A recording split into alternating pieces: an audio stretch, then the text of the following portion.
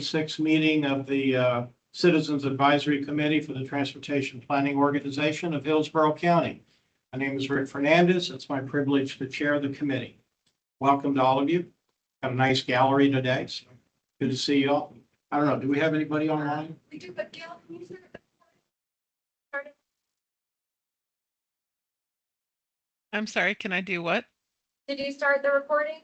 I did. Okay, thank you. Online, we have an incoming but not yet voting CAC member, Jason Grundy. All right, well, it's our normal procedure to go around the room and have everybody introduce themselves and identify their appointing authority, if you would. So again, I'll start with myself, Rick Fernandez. I'm at-large Hispanic representative. Mr. Citro? Yes, good evening, everybody. Joseph Citro is appointed by County Commissioner Harry Keller. Ivy Adams at large. Clifford Reese at large. Bill Atkins, Planning Commissioner. Stevie Jones at large. Dustin Johnson at large. Administration appointed by the Tampa Hillsborough Transportation Authority.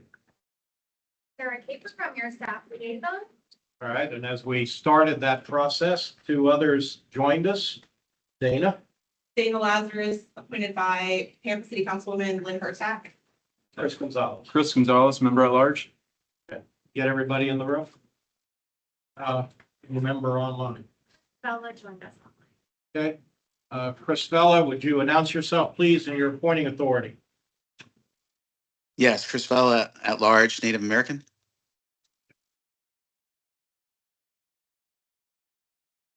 Matt Sink Green, in under the wire. Could announce yourself and your appointing authority, please. Matt Sink, I am appointed by Councilman Alan Clendenin. And we have a declaration of quorum. Yes, we do. And again, thank you all for not just getting here, but getting here on time. Appreciate it. All right, that takes us to public comment. Is there anybody in the gallery here for a PC? No? All right, anybody online for public comment? Any wishes to speak for public comment? I'm not seeing anyone. Anyone? Guess that's a no. All right, moving on. That takes us to the chair's report very briefly. There were two action items that we litigated here last month that were also addressed by the TPO board. I'll read through the summary of what happened. The CAC voted to recommend that the TPO board approve the traffic signal prioritization study and direct staff to integrate the methodology into the list of priority projects. The TPO board approved the study as it was, pending future information from Dr. Wong. The CAC also voted to recommend that the TPO board approve the amendment to the fiscal year 26 through 30 Transportation Improvement Program. This was for the HART new compressed natural gas buses. The TPO board approved the amendment. I think that's it by way of a chair's report. Okay, we have new and incoming members. Let me just announce Brian Nathan at large is not here with us today. He's already approved though. Yes, he is. Okay, so when he does show up next month, he will be able to vote. Okay, Aya Yassine, Temple Terrace, has she been confirmed? But you couldn't make it tonight. Okay, and Jason Grundy, I believe he said is online. Online, but Yes, I'm online. next week. Okay. Hey, Jason, welcome. Glad to be here. As you understand, I know you won't have an opportunity to vote for a couple of reasons. One, you're not here physically, and two, you haven't been approved yet by the board, if I understand that correctly. You're Commissioner Myers nominee? Okay. That's correct. All right. When we're open for discussion, however, if you have anything you want to add to the conversation, please feel free. You're not muted for that purpose. All right. Thank you. Again, welcome to the fold. Let's see. I think that takes us to our first action item, which is the approval of the minutes. The minutes for the meeting of February 4, 2026 was part of your agenda package. Hopefully you had a chance to review. Is there a motion to approve the minutes? I motion to approve. Ivia Adams makes the motion. Is there a second? Second, Will. And there's a second from, I'm sorry, my eyes are. Will. Will. All right, is there any discussion on the minutes? No. Is there any discussion online? Anyone online? Nope. Okay, by acclamation then, please, all in favor of the motion, please signify by aye. Aye. Any opposed, like sign? Please note that as unanimous approval of the minutes. That takes us to our action item list, item 7 on your agenda. First item is Temple Terrace Multimodal Connections Study. Alvaro Gabaldon? Thought you were giving up, but I appreciate it. Yeah, I'm just working through the syllables. All Most right. people give up, so. Gabaldon. All right. I didn't just appreciate it. Welcome. Thank you.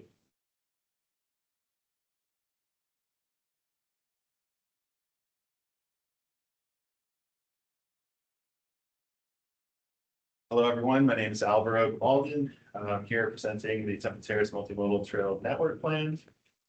This was a study that I've been working on with Connor Trejos McDonald and with the consultant bench.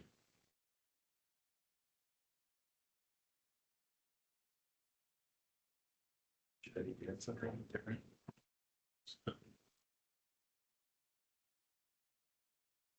Okay, yeah, clicking, okay.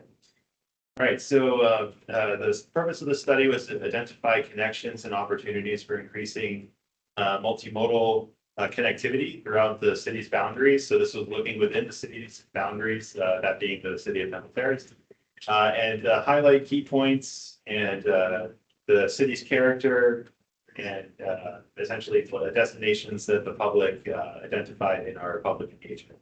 To do this, we conducted public engagement, including a web survey, public workshop, a stakeholder workshop with staff from organizations, including Hillsborough CIP, Temple Terrace and some city staff, TPO staff, et cetera. And we, basically gathered information about what was challenging people's ability to walk and bike through the city and where they wanted to go. So we're, I would say, in the 4th stage of the project right now. We're wrapping up. The draft report has been reviewed by TPO staff, and it's been presented to your peer TPO committees, and it will be presented to the TPO board tomorrow. But I mentioned some of these items we did preceding this. We reviewed existing plans that were relevant to the area. We conducted, we put that information into an existing conditions technical memo, which was reviewed by TPO staff. And then we did that public engagement where we sought feedback from the community about challenges to their multimodal, ability and destinations that they would like better connectivity to within the city. After doing that, we collected those observations and combined it with an analysis of network segments within the city's boundaries, where we scored segments based on factors such as proximity to schools, parks, commercial, hard bus stops, that sort of thing. I'm giving away too much, so I'll slip the next slide. So I mentioned in existing conditions, so the opening chapter of our report, these 3 maps illustrate some of the conditions that we encounter when you look at multimodal connectivity within Temple Terrace. So the leftmost map is the existing sidewalk network based on publicly available data. The middle map is existing bike trail infrastructure, again, based on the publicly accessible data through Hillsborough County, GeoHub, and FDOT. And the rightmost map is the community activity area map, which is essentially taking areas, land use designations from the comprehensive plan and just highlighting places where Temple Terrace is anticipating a lot of commercial activity, residential density, basically amenities, places that people want to go, in other words. I mentioned a public workshop. This is some pictures from the Temple Terrace Fire Department's open house in October 2025. We chopped up our study area map into 4 different, I would say, regions, and we provided multiple routes, alternatives for people to pick from. Essentially, they voted with stickers on the poster which route they preferred to traverse that specific region with. This really illuminated a lot of community knowledge.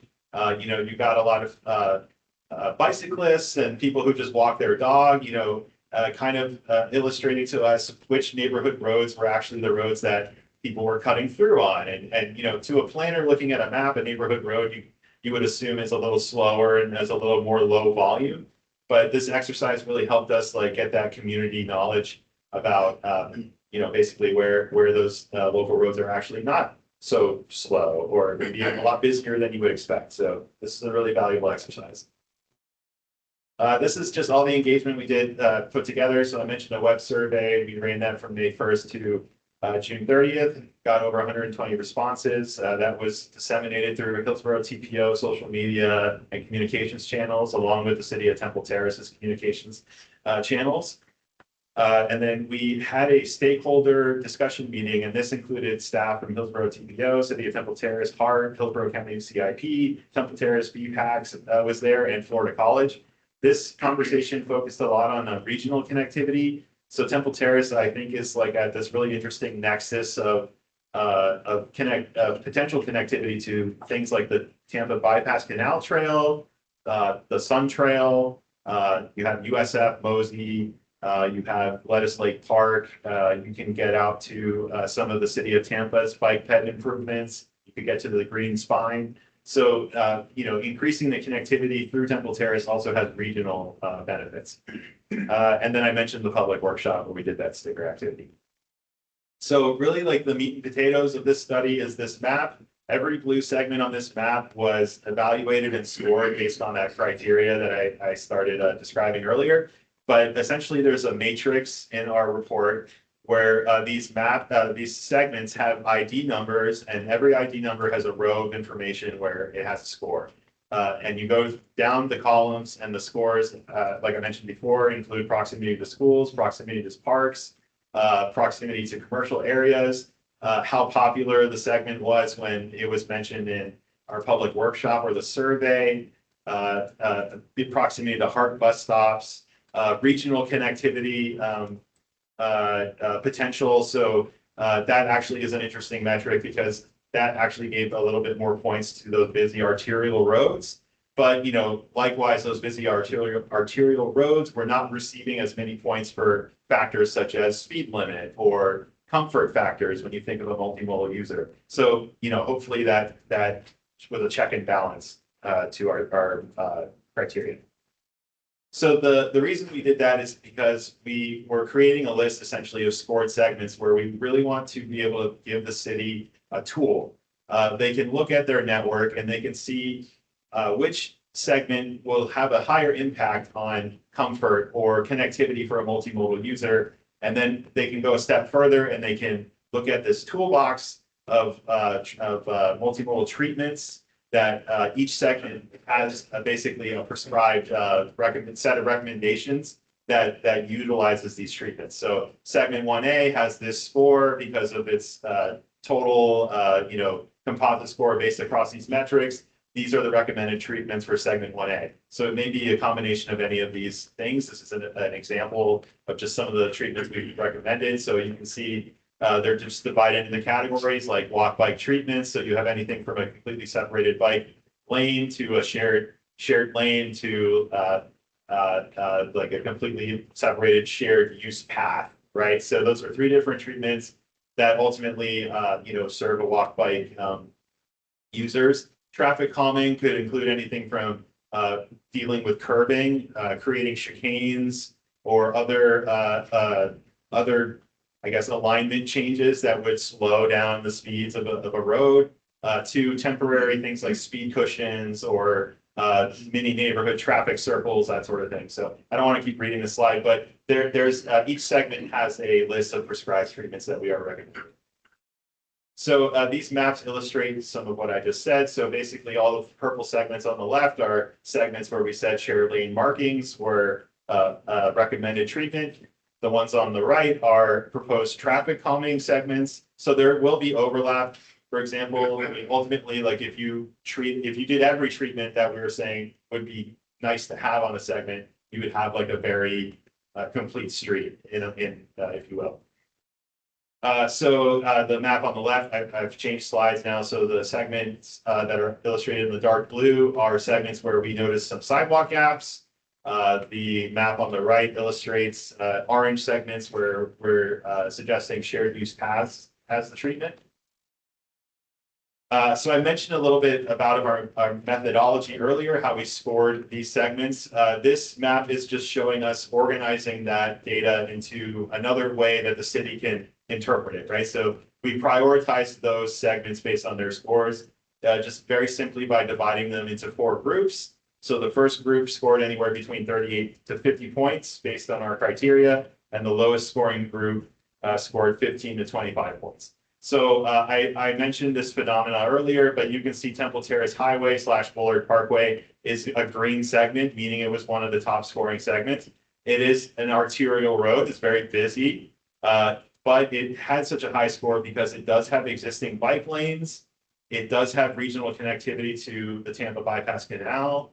And there are other physical elements that are currently there today that are contributing to its high score. So if you contrast that to another high scoring segment, which I think is more of the maybe textbook image of what you would think of when you think of a multimodal neighborhood street, a complete street, or like a bicycle boulevard or something like that.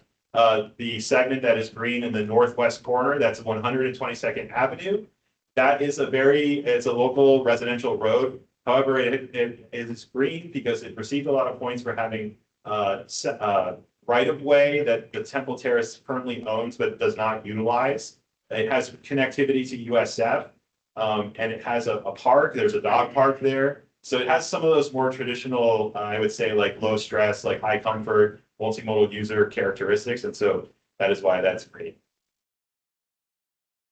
So another exercise of this study was to combine those segments into some sort of cohesive vision for providing the city with a route. So in this route, we're connecting 13 city parks. There's over 3 schools along this route. You go through the civic area on 53rd. You go by City Hall. You go by the rec center, the Temple Terrace Family Rec Center, and you take advantage of some of these potential separated parcels and right-of-ways that Temple Terrace could theoretically create a complete separation from a road, which is the most ideal state, right, for a multimodal user. But so this primary trail route is really a vision of those components that I was describing in the previous slides, and it just provides the city, I guess, like an image of what could be possible, I guess, when you combine those recommendations together. I mentioned regional connectivity. It was a primary topic of our stakeholder discussion and a lot of the feedback that we received from the TPO committee. So we just wanted to reiterate that it was included in our scoring criteria. So that's why you can see Temple Terrace Highway getting a higher score than, say, some other arterials that didn't have connectivity to some of these amenities and employment centers and that sort of thing that are within range of the city's boundaries. And so the last exercise here was providing the city with some context around what these treatments could cost. So, sidewalks, I would say, are very expensive and contribute an outsized amount to these figures that I'm showing. But if you were to total up every single recommendation on every single segment that we analyzed in this plan, you are looking at a ballpark of $12 to $18 million. And that's in no way a recommendation for the city to go spend $18 million right now. That's just more of an administrative threshold to show you that we totaled up everything we recommended, and that's the ballpark. Obviously, as times progress and materials costs different, the markets change, et cetera, that number fluctuates wildly. But it's just a planning level estimate currently. And likewise, the exercise applying that to the red trail vision segment circuit that I showed, all of the treatments along that path would cost around $4.5 to $6.5 million. Next steps recommended for the city are to continue to coordinate with regional stakeholders. When you look at Temple Terrace, it's very apparent that not just multimodal connectivity, but connectivity in general is challenged by their segmentation along arterial roads. You have 56th Street going north-south, you have Fletcher, Fowler, and Temple Terrace Highway, providing challenges to crossing streets or even for someone in a car to make a left turn. Those are very fast, very busy roads. So coordinating with the people that maintain and steward those roads is imperative for increasing connectivity through the area. Taking any of the segments with the recommended treatments that we provided and developing that concept further with city staff, engineers, and designers so that they can get an accurate cost estimate and an accurate understanding of the feasibility of implementing some of those treatments, or maybe even piloting some of those treatments, and to understand the benefits and the effects that implementing would have. And then, of course, funding. This project is predicated on understanding Temple Terrace's staffing and resource situation. So we've identified some potential federal grants and some other opportunities where the city could seek funding to implement any of these things.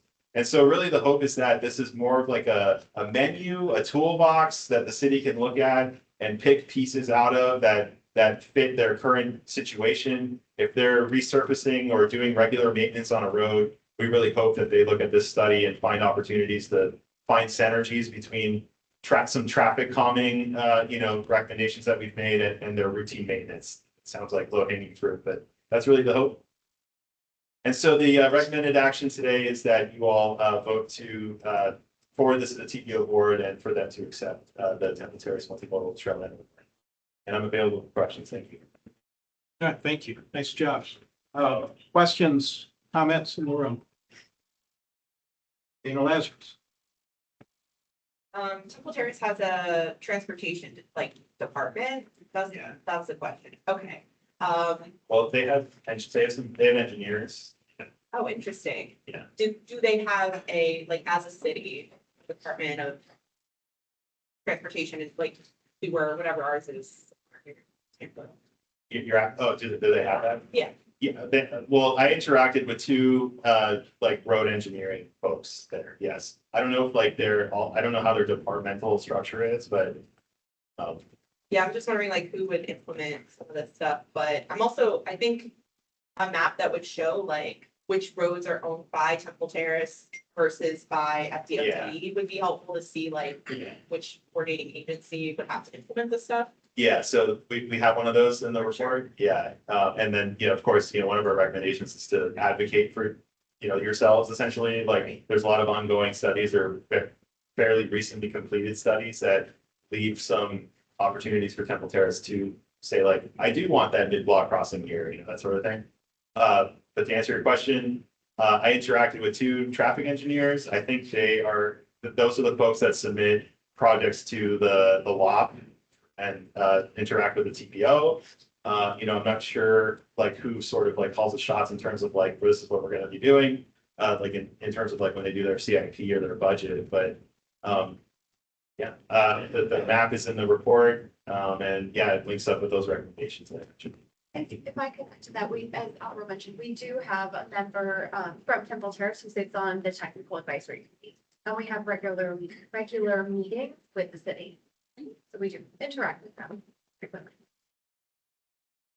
Before we move on down the line, I just want to note for the record, a couple of folks have joined us since we went through our last self-identification round. Andrew Marchetti, I'm not sure when you came in, you were just there. You want to just tell us who you are and who your reporting authority is? Andrew Marquetti, Port Tampa Bay. All right, and Jamie Jones just walked in. Yeah, Jamie Jones, member at large. Okay, is there anybody else that I've missed? Hasn't already self-ID'd? Okay. Now, continuing on with questions and comments. Anyone else on the left side of the room? Nope. Right side of the room? Nope. Online? Chris, you have a question? Yeah, so I just want to give everybody a heads up. I did send some questions about this presentation to Sarah to forward over to the presenter, but there is one that I do want to ask. So one of the biggest issues with Temple Terrace when you go through this is that everything is kind of broken up. It's really hard to go from one zone to the other zone. There's like 5 zones at the presentation, and a lot of the streets that are dangerous to cross, right? So one of the ideas that I was kind of thinking in my head, and I wanted to ask you is why not the city of Temple Terrace or Hillsborough County lease an 8 foot to a 10 foot section of the road, like if we're talking like 56 or Fowler, the state road basically, and then use that as a 50 to a 99-year lease to do improvement. So essentially what happens is the county or Temple Terrace will get a chunk of the road, and then we can accelerate mid-block crossings and accelerate a lot of the improvements instead of waiting for FDOT to get to it. So have you like looked at any type of lease agreements and the benefits of that between agencies? I think we have a guest appearance by Connor McDonald. Thank you. Connor Travis McDonald, TPO staff. Yes, Chris, thank you for your question. We had received that and I spent the last hour or two kind of researching. So with that caveat, I haven't done as thorough as I hoped, and also I'm not a lawyer, but I do have some notes on leasing for you. So there's a couple of risks for Temple Terrace with the county to do leasing. So, as you mentioned in your email, there would have insurance and liability. Also have to terminate that at any time where they may be able to terminate, right? So there's also several admin problems or potential admin issues, including legal review. Also, we might have commission approval. And there's also insurance and contract maintenance. So there's a lot that goes into that leasing process, but I'll certainly look more into it and have more thorough answer for you. Okay, thank you, Connor. Anything Well, else? thank you. online? Anything else online? Nothing else online. Back in the room. Anybody have another thought? Mr. Seacrest. Ladies first. Good, man. I was gonna, Okay. just, a friend of mine, Brent Buffington, he's on the, bicycle pedestrian, yeah. He bikes all over, he lives in Temple Terrace, he bikes all over, I biked all over Temple Terrace, because he runs a bike group called Tampa Bay Rides, which is really fun. But, yeah, and there's no, where we bike through the neighborhoods, there's no bike lanes. And yeah, there's like no sidewalks. It's really interesting seeing how small the sidewalk network is on that map. It's like not a lot of sidewalks, but one of the things he mentioned was just signal timing is a huge barrier to bicycling and being a pedestrian in Temple Terrace. So I'm wondering if that was part of this study, was fixing the signal timing to acknowledge if there's a pedestrian hitting the button to cross the road within that amount of time. Is that, I don't know, is that something? Yeah, That I would be mean, helpful. I guess not in terms of like how that timing should work, but in terms of like identifying a segment that had a dangerous crossing and that crossing should be improved.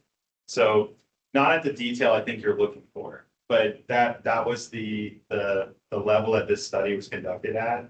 But I'm hoping that, by calling out and categorizing those segments and saying that that is a dangerous intersection, then it can be developed further and those conversations can be had, right? So, if Temple Terrace is like, we have this amount of money, we're resurfacing this thing, I don't know, for whatever reason, there's a reason to look at one of these segments. They can quickly look through all the issues that we categorized and the treatments that we recommended. Mr. Seacrest. Thank you, Mr. Chair. Just thinking ahead, you have so many multi-use paths here, the Tampa Bypass, USF Trail, Riverside Park, on and on and on. Those are multi-use trails. Is that going to be human powered or is it going to be motorized powered? The reason why I'm asking is because we are running into situations with our own river walk. Yeah. Where there are people that are now up in arms about EV bikes going too fast on that. Is there going to be any restrictions on these multi-use trails? I mean, I don't think that's in the purview of this study to give policy direction on. I think we're having debates about that in Florida state statute level. But you know, whatever regulations are decided upon would apply to those trails that were identified. I appreciate your honesty. I'm just, again, I'm thinking ahead. Thank you, Mr. Chair. Yes, sir.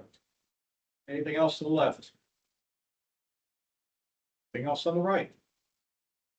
One more dip into the ether. How about up there? Okay.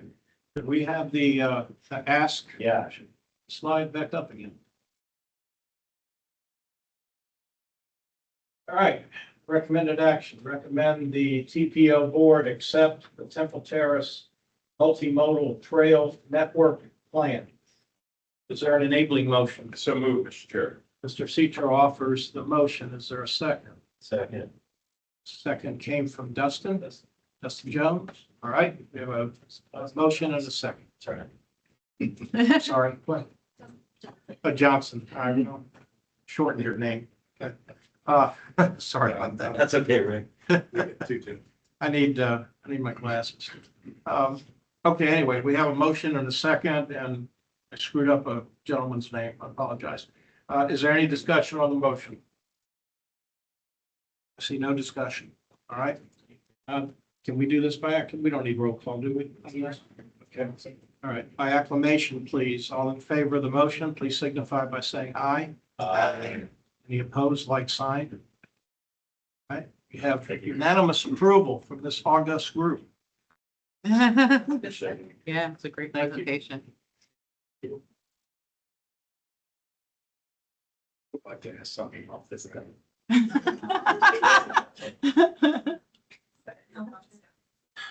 Okay, that takes us to item B. Under action items, this is the safety treatment effectiveness evaluation. Jennifer Musselman? He's going to present. You're not Jennifer. But I thought I would introduce Jennifer first. There you go. I'm Gina Torres, the TPS staff. And I actually want to also introduce maybe the next item, just to key it up. But this first action is an action item, and you're going to hear about a study that provides some insight on how to get the best bang for our buck when it comes to choosing safety treatments for our roadways. And after, I really want to discuss the committee's concerns and discussions that you had. Well, you had it in January when it came to the safety performance target setting, but really we've had this discussion for years, not just in every January. I just mean in essence, you all have been as concerned as I have about what's going on in our community when it comes to reducing crashes. So I'd like to talk about that after. So this study, even here, technical analysis, before and after case studies that really will help inform our partners when they are making decisions about what to fund and build in our streets. You're going to be asked to recommend that the TPO board accept the study. But again, when it comes to the implementation of these treatments and other safety initiatives that we are trying to move forward, that I really hope that we can dive into a little bit more in the next part of this agenda item and really talk about maybe what we can do as a staff, if you guys can do as committee members and the public to help us with that. Anyway, so let's get first to this analysis that Jen helped us with. All right, if you identify yourself for the record, please. Gina, Jen Musselman with Kittleson Consultants to As Gina alluded, this study is looking at how to make the best use of limited resources for safety. So is it most effective to spend our dollars on many low-cost projects or a few high-cost projects? So to help us answer the question, we did two different evaluations. We looked at existing research on common safety countermeasures. And so this allowed us to isolate the effects of individual treatments and understand their impacts on safety relative to their cost. And then we looked at 10 local projects and did before and after studies for those projects, which often included a bundle of treatments.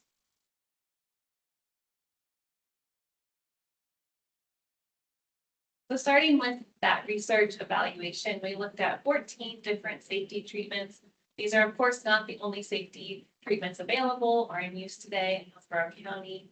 But this gave us a good mix of cost ranges and also treatments where there was available safety data. So things like roundabouts, raised medians, signal timing strategies, pedestrian treatments, and then a couple of automated enforcement strategies as well. We'll go through a series of these charts to share the results. On this slide, we're looking at the results when we look at all crash types, all severities. The two charts on this slide are basically the same. The one on the left just serves as a legend for the one on the right. So putting together the numerical codes. We have crash reduction potential on the bottom, cost on the vertical axis. So the sweet spot that you want to be in is that green quadrant where you have high potential crash reduction and low cost. So the treatments, when you look at all crashes that are in that bottom right quadrant, you see lane narrowing from 12 to 10 feet, raised crosswalks, and signal progression to reduce speeds.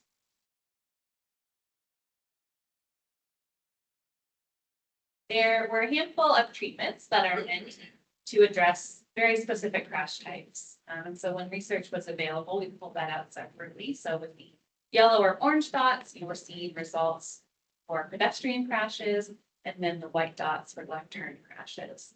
So looking just at the treatments for pedestrian crashes, again, same thing, that green quadrant is the sweet spot. So there we have raised crosswalks and the rectangular rapid flashing begins as our high crash reduction potential, low cost. And then for the left turn crashes, we had two treatments, converting a permissive left turn to the flashing yellow arrow versus a protected only left turn.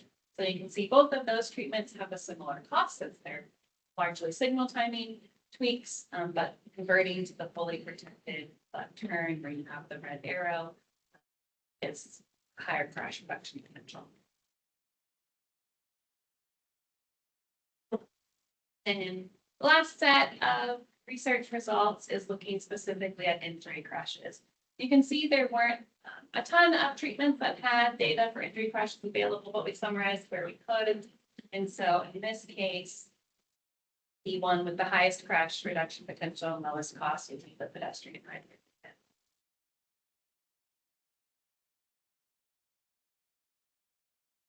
Then moving into the 10 case studies that we looked at. So we tried to focus projects within Hillsborough County, but we did look at neighboring counties for a couple. So we have MLK and St. Pete, and then Bee Ridge Road in Sarasota County. So we have 5 higher cost projects shown in blue, and then 5 lower cost projects. And we tried to get a mix of intersection and segment projects, urban and suburban projects, different speeds of roads. So trying to get a really good cross section, types of projects and types of streets.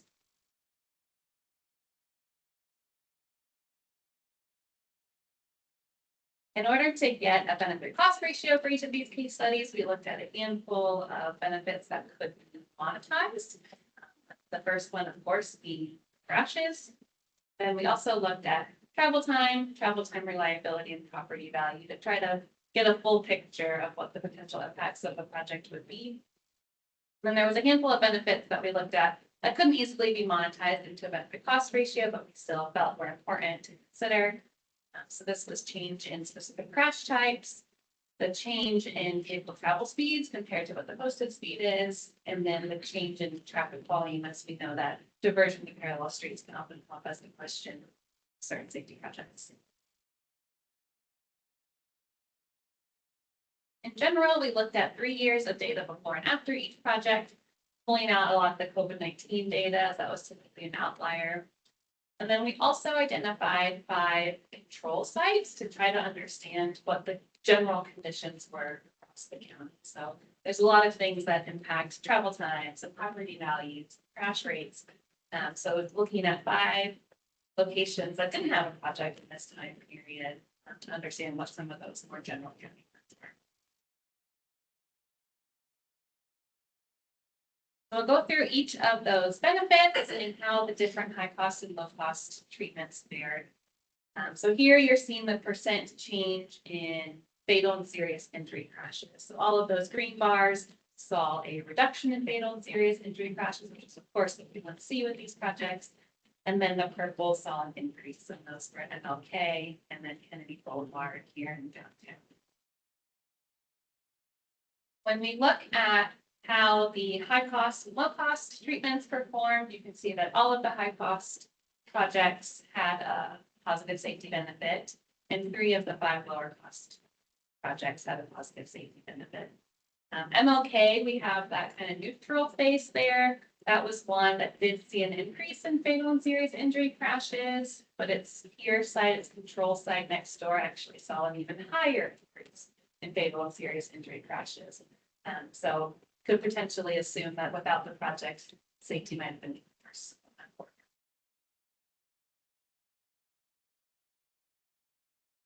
And looking at travel time, as we also want to understand the potential impacts to vehicles of these projects, we looked at peak hour travel time during the average weekday. And looking at our higher cost projects, you can see 2 of the 3 that we had data for had a negative impact to travel time, and of the lower cost projects, just 1 of the 5 had a negative impact to travel time. So with our lower cost projects, we're seeing generally less impact to vehicle travel times. But then when we look at reliability, we're seeing a little bit of an opposite trend. So we looked at the buffer time when you're planning a trip. So I live in St. Pete, it usually takes me 30 minutes to get here. But if I have an important meeting, I'm going to leave a little bit more time than 30 minutes to get over here. So what is that extra time that you have to account for kind of just in case? And so we saw with Bee Ridge and Sheldon on the higher cost projects, the reliability improved. So maybe the overall travel time increased, but it was more consistent day to day.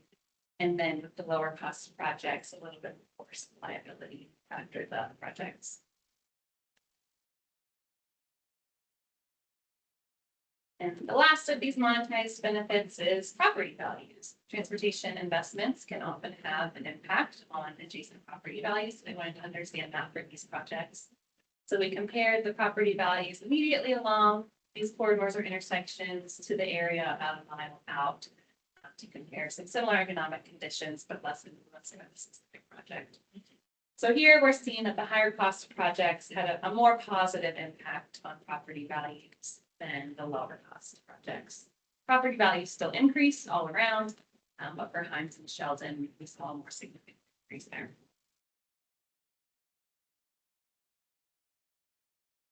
So putting this all together into those benefit cost ratios, first we started just with the safety benefits. So if we just compared the cost to society of the reduction in crashes to the cost of the projects, what was the benefit cost result? So you can see 4 of the 5 higher cost projects have positive safety benefit cost ratios, and 3 of the 5 lower cost projects have positive ratios.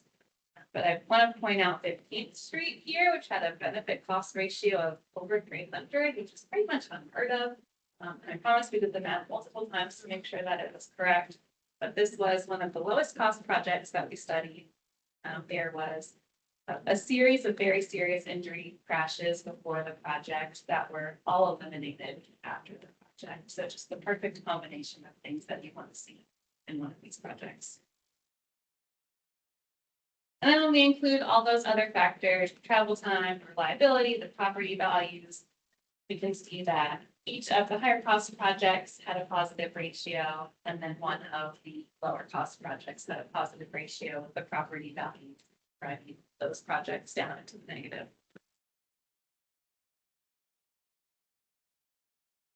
And then the last few things that we looked at that didn't go into those benefit cost analyses, one was traffic volumes. So the traffic volumes go up or down after the project. The green faces meant that volume increased and travel time decreased. So we're moving more cars more efficiently than we were before the project. The purple face, volumes went down, but travel time up, which is not what we want to see. And then the neutral faces, there wasn't a clear trend. So maybe travel time went up, but so did volume. So you can't say for sure if that was project related or if travel times went up just simply because there's more cars moving through the area now. Also looked at transit data for the Hillsborough County sites, thanks to HART. So you can see in both cases with the higher cost and lower cost projects, transit ridership generally increased after the projects. And then only 3 of the projects looked at a reduction in posted speed. So for Bayshore Boulevard, we saw after the project, speeds did go down a couple miles per hour, but didn't quite get all the way down to the 35-mile-per-hour posted speed. For 46th Street, vehicle speeds actually went up a little bit. And then for Fletcher Avenue, also saw a decrease, a couple miles per hour in vehicle speeds, but again, not quite all the way down to that 35-mile-per-hour posted speed. So a few summary slides kind of pull all of these conclusions together. This one is summarizing the results of the research analysis. So which safety treatments potentially have the highest crash reduction potential compared to their cost. So if you're looking at all crashes, that was the lane narrowing, raised crosswalks, signal progression to reduce speeds. If you're looking specifically to reduce left turn crashes, converting from permissive left turns to protected only, at the highest return on investment.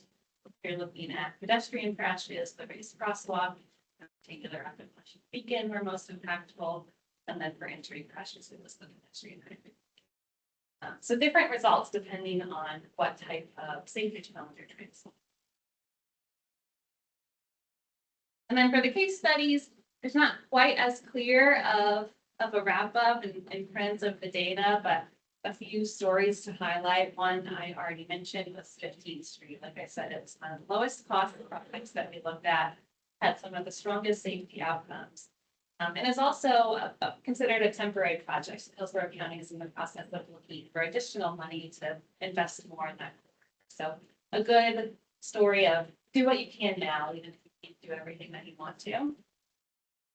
Similarly with Kennedy Boulevard, this was an FDOT resurfacing project.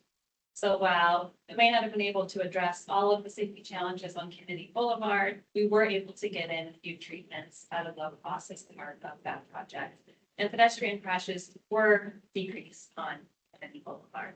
So again, when opportunity arises, do what we can to get safety treatments into these other projects. And then Bee Ridge Road was one of the most expensive projects that we looked at. It was a series of roundabouts in Sarasota County. But we see time and time again how consistently roundabouts work to reduce and really eliminate fatal and serious injury crashes. So if we are going to make those bigger investments in the safety projects, being able to feel more confident that we're going to get the results that we want at the end. So last slide here, to kind of wrap it all together. Overall, the higher cost treatments did perform better than the lower cost treatments, and more consistently had better safety outcomes. But lower cost treatments can still be very effective, all on 15th Street. They can also be particularly helpful when balancing vehicle mobility goals. So the lower cost treatments had less impact on travel times, if that is a factor in a project. And then low cost treatments can be good opportunities to incorporate to other types of projects more proactively to address safety. So I know that was a lot of data and information to go through, so I'm happy to answer any questions, and then the recommended action would be for the board to accept the evaluation report. Okay, thank you. Question? We got hands popping up. Dana, you first. I'm sure it's in the report, which I'm scanning, but the presentation slides didn't tell us what the treatments were for the case studies that had some kind of impact on safety. So it's just hard to really feel like I'm getting some kind of conclusion or to draw when you're just saying like, oh, well, conditions actually worsened in this way on this road after something was implemented. And the only information you're giving us is how much it cost. Yeah, so. Yes, I could go through those quickly. Okay. And if you are scrolling the report on your devices, it's on page 9. So for the lower cost treatments, maybe I'll just pull up a reference so we can see the names. For 15th Street, it was a raised crosswalk, RFB, and lighting improvements, so very pedestrian focused treatments.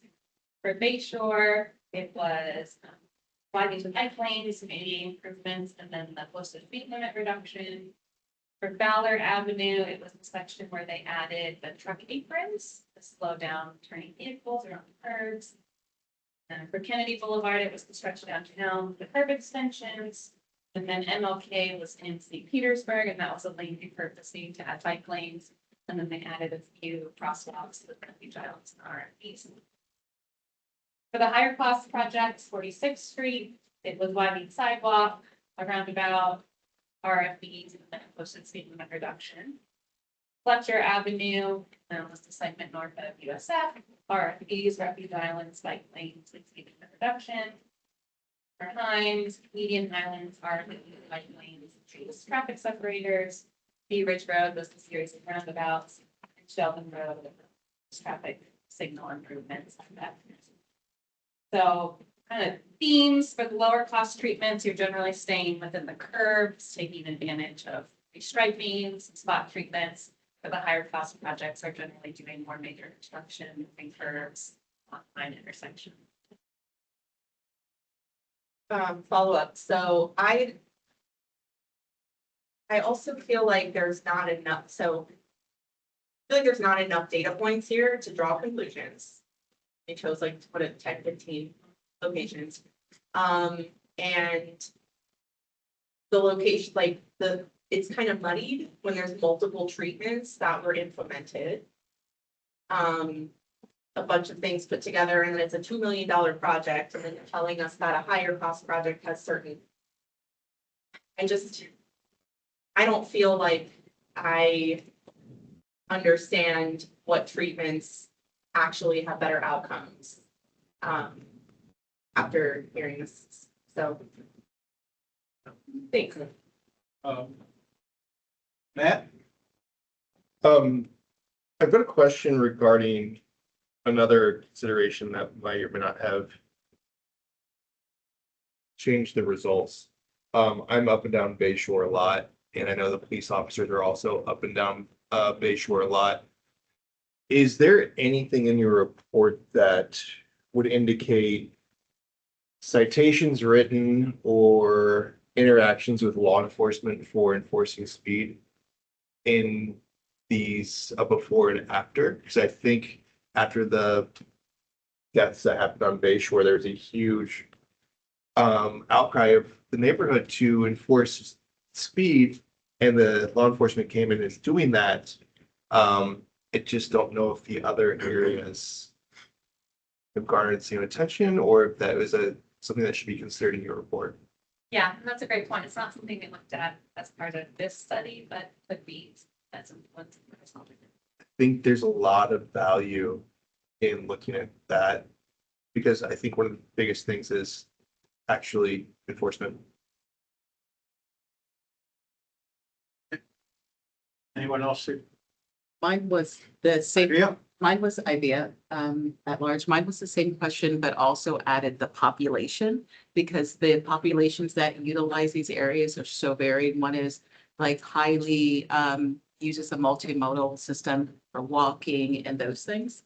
And those race platforms, yeah, that would do great. But if you have like Bayshore where like closer to where the water is, it's already built out, you're not needing those as much. So you would already have a reduction. So there's like all of these things, like I don't know, if population is included in the studies. I didn't see it when I looked through it, like, oh, yeah, just before and after. Right, I didn't yeah. see that, but sometimes, when you're reading it, you miss things. Yes, look at the traffic volumes before and after. Yeah. So that's maybe correlated with population, but we didn't look at population. Cliff, did you have anything? Okay, over here to the right. Dustin? So my questions, well, I got some various question statements here, and it falls along with what they're saying. When did you guys start this case study? And I'm assuming it ended pretty soon, because one thing that I think to me is kind of throwing off is when you use the whole land value, home values. Well, if you started that case study, let's say at the height of inflation around here in 2022, and you ended today, well, of course, home values across the region went down. But if you started that case study, let's say in 2020, then you would have seen a rise. I mean, to me, that's kind of a manipulation And the other factor goes back to the enforcement piece. I mean, I drive up and down Bay Shore Boulevard too, but then you use something about traffic volume decreased. But you guys ever take into consideration, what is one of the major employers that uses Bay Shore Boulevard? And did they reduce personnel, which I know they did, is that military, Abbott-Gill reduced forces based upon government interaction. So of course, you know, there's a lot of missing things here. Then my next thing is, why didn't you guys look at any study, let's say in South Hillsborough County? Or over in, way up in, well, I guess you did look at something up in the northeastern part of, or northwestern part of the county. But why wasn't anything looked there at the South Hillsborough counties? Because there hasn't been anything implemented out there? Or is it because the fear of what you're gonna know exists out there? No, and it relates to the first question you brought up. So in order to have both before and after data, we were constrained to about a 7 or 8 year period for safety projects. They had to be implemented between about 2015 and 2022 for us to get them properly. So there are a lot more safety projects that have happened throughout the county outside of that window, but we've narrowed down to that. And so when we're looking at the property values, it's with respect to the implementation. So if the project was implemented in 2015, or in years after.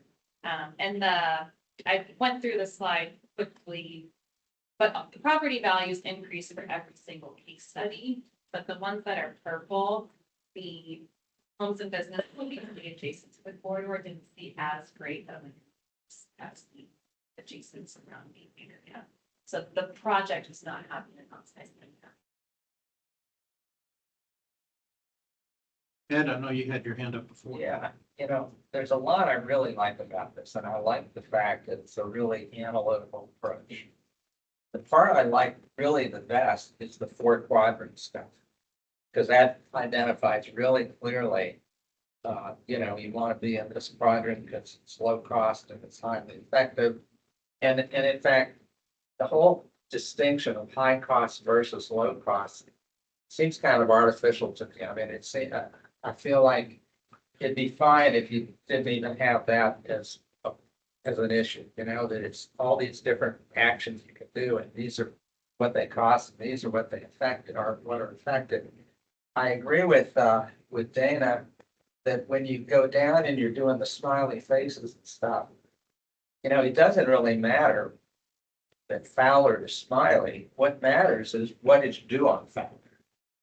And so I think it would be better if next to under the roads that you're doing the smiley faces, if you actually have a couple words about these are the improvements that were made there. And then I guess my last comment is for the majority of these things, I wouldn't expect property values to change because you put in automated speed enforcement cameras. I mean, maybe a roundabout, you might expect some impact on property values, but my gut, it just seems like most of these are small enough that I wouldn't expect them to affect property values. Right, and I think that comes out of the data too. The only ones that really did have an impact on property values were 2 of the higher cost, more substantial projects. Yeah, okay. Okay, that's it for me. Jamie, I'll come back to you, Stephen. Jamie? Yeah, my question is really all around the same thing, but what values did you actually have to control for? Something that really stands out to me for sure is 46th Street, posting speed going down from 35 to 30, but the speed going up. That seemed more like a, you know, just a timing error of when you collected the data than anything else. Were there specific items where you had those thoughts and corrected for it? So for the speed and the travel time data, we're averaging over a time period. So it's not just one single day when we're collecting data. So it accounts a little bit for that, but even still, there are of course a lot of reasons why cars may or may not be going faster. So understand, you know, that this is a limited sample size, and so we can call out trends, but not necessarily statistically significant. Stephen? Yeah, thank you, Chair. So instead of the smiley faces, why didn't you just give us the percentages? Percent And all of increase? it's in the report. That's all that. Just go back and Yeah, look. Did you consider any change significant, or was there a range? Or was just any change you considered to be good enough to put a smiley? Yeah, the smiley faces, it was just. a Just binary. 1%, Yeah, yeah. yeah. But the report has the bar charts that you can see.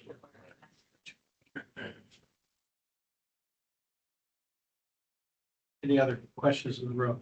Andrew? Andrew Marquetti, which of the projects had the lane narrowing, particularly the ones from 12 feet to 10 feet? So that was one of the research treatments. It wasn't necessarily in the case studies, though I think Bayshore Boulevard did have lane narrowing. But it was the 12 to 10 feet was one of the research treatments that we looked at. It's number 11 here, so it's in that. Okay. That range.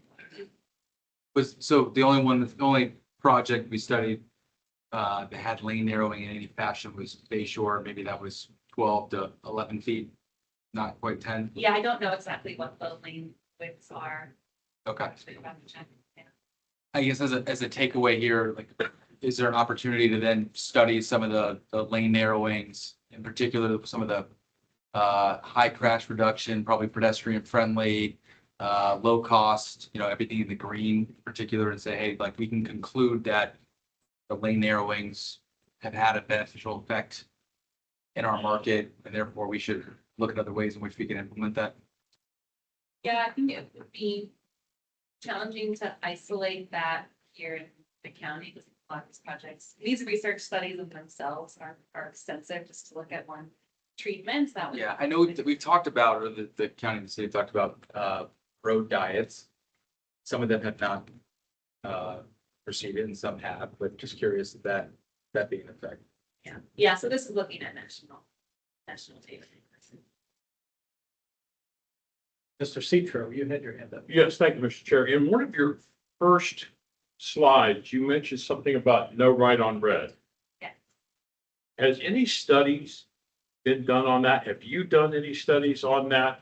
Comparing to see how many lives could be saved or injuries could be saved by stopping some right on red lanes?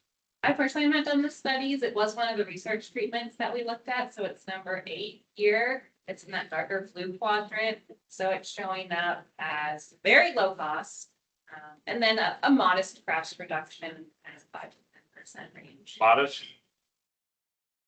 Thank you. Thank you, Mr. Chair. You good? Maybe. Yes, I have something about the 46th Street, and that goes to my discussion about population, because that's a lot of college area. So maybe even with the lowered speed limits, then you're gonna see that. But for the cost values that you're putting on the homes, I don't want to just think you picked up something arbitrary. So what was the purpose of determining or using like that the home values changed? What, was that like a national study you saw and there was some correlation? Or why did you guys use that as a data point to check? Yeah, so there are studies, and usually about a quarter mile is referenced, and within a quarter mile of major transportation routes, and property values can increase. Not always, but sometimes, and that's not always a good thing. You don't always want property values to increase. You want to be able to keep homes.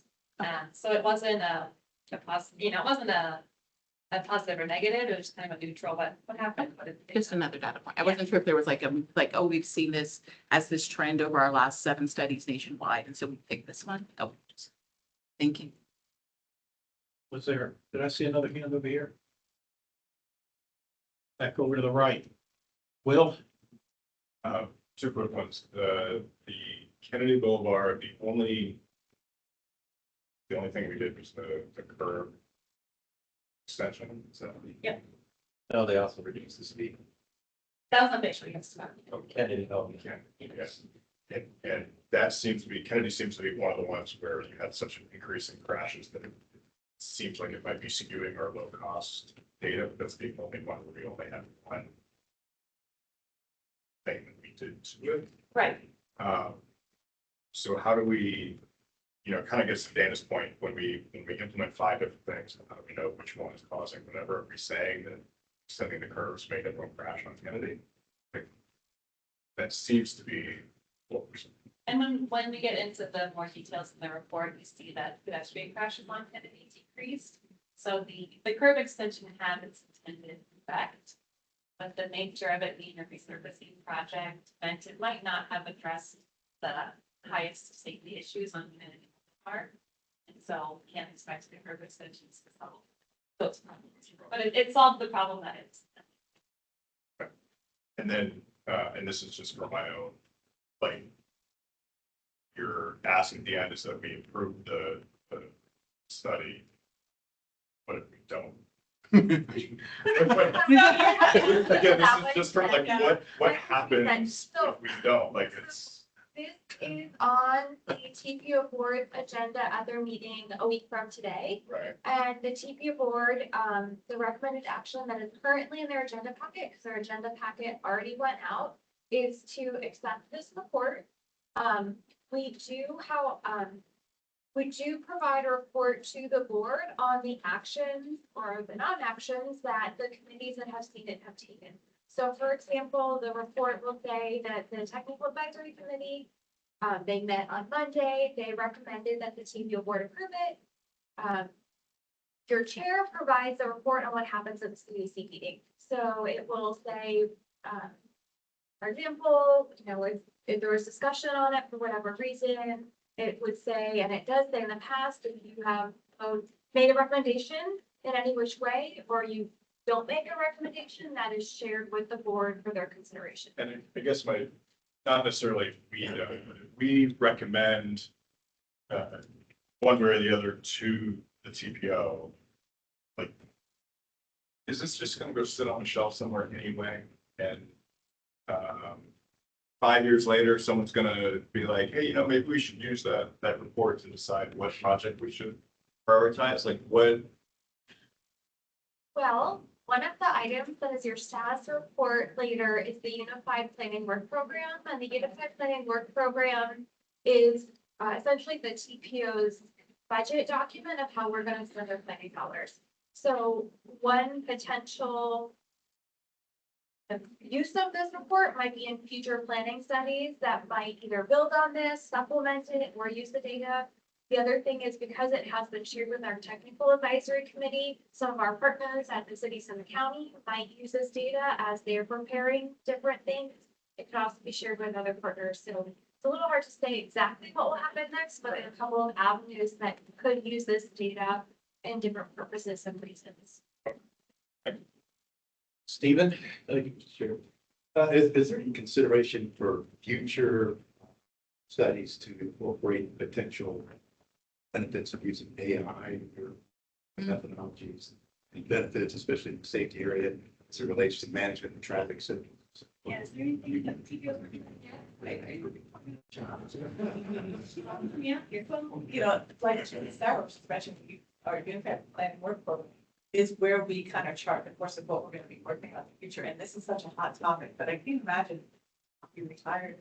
I'll talk about that in a minute. But I can't imagine that this would be something that we spend time on. Is there anything that you think WP now on AI? We don't have that level of specificity in the UPWP.